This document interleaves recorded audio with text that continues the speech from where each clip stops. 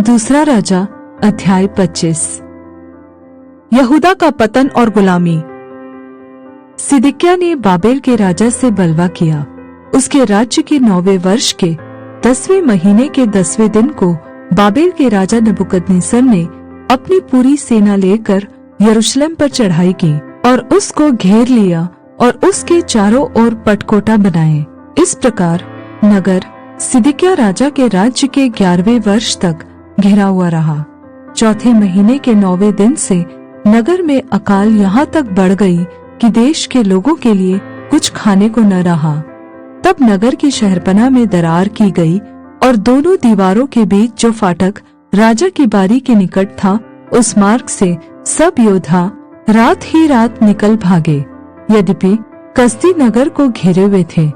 राजा ने अराबा का मार्ग लिया। तब कसदियों की सेना ने राजा का पीछा किया और उसको यरीहो के पास के मैदान में जा पकड़ा और उसकी पूरी सेना उसके पास से तितर-बितर हो गई। तब वे राजा को पकड़कर रिबला में बाबेल के राजा के पास ले गए और उसे दंड की आज्ञा दी गई। उन्होंने सिदकिय्याह के पुत्रों को उसके सामने घात किया और सिदकिय्याह की आंखें फोड़ डाली और उसे पीतल की बेड़ियों से जकड़कर बाबेल को ले गए। यरूशलेम का विनाश।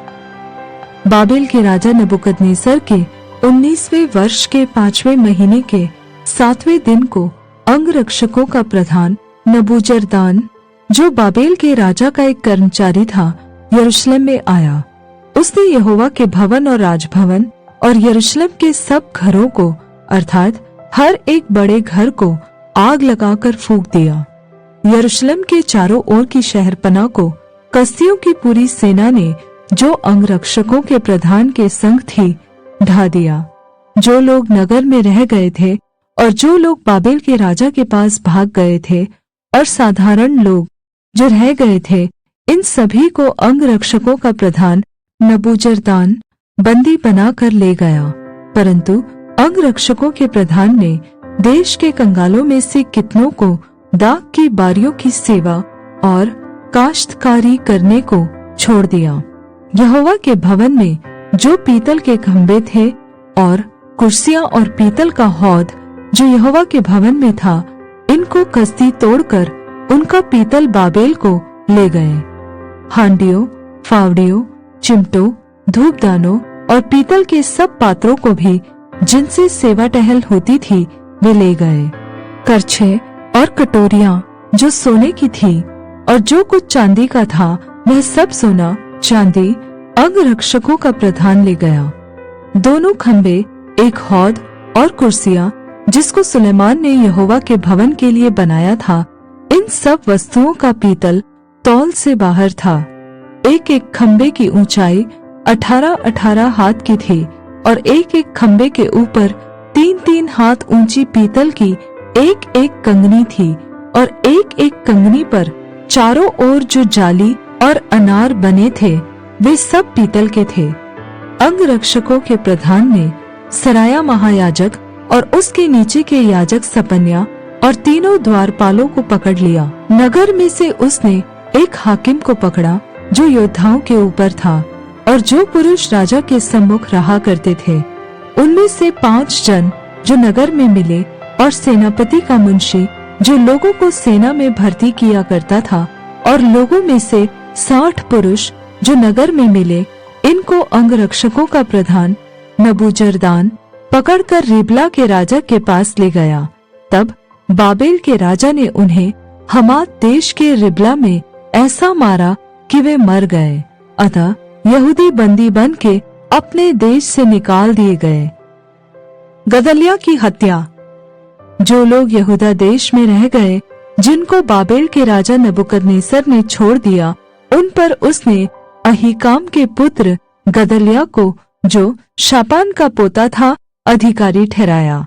जब दलों के सब प्रधानों ने अर्थात नतन्याह के पुत्र इश्माएल, कारेह के पुत्र योहानान, नतोपाई, तन्हुमेत के पुत्र सराया और किसी माकाई के पुत्र याजनिया ने और उनके जनों ने यह सुना कि बाबेल के राजा ने गदल्याह को अधिकारी ठहराया है, तब वे अपने अपने जनों समेत मिस्पा में गदलिया के पास आए। गदलिया ने उनसे और उनके जनों ने शपथ खाकर कहा, कसदियों के सिपाहियों से न डरो, देश में रहते हुए बाबेल के राजा के अधीन रहो, तब तुम्हारा भला होगा।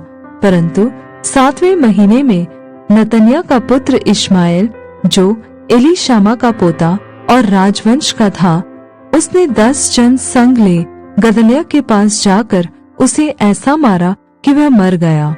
और जो यहूदी और कसदी उसके संग मिस्पा में रहते थे, उनको भी मार डाला।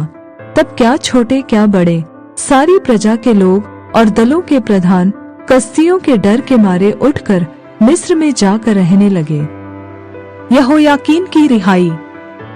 फिर यहूदा के राजा यहोयाकीन की बंधुआई के 33वें वर्ष में, अर्थात जिस वर्ष बाबेल का राजा एवील्मरोदक राजगद्दी पर विराजमान हुआ, उसी के 12वें महीने के 27वें दिन को उसने यहूदा के राजा यहोयाकीन को बंदीगृह से निकालकर बड़ा पद दिया। उससे मधुर मधुर वचन कहकर जो राजा उसके संग बाबेल में बंधुए थे, उनके सिंहासनों से उसके सिंहासन को अधिक ऊंचा किया। यहोयाकीन ने बंदीगृह के वस्त्र बदल दिए और उसने जीवन भर नित्य राजा के सम्मुख भोजन किया।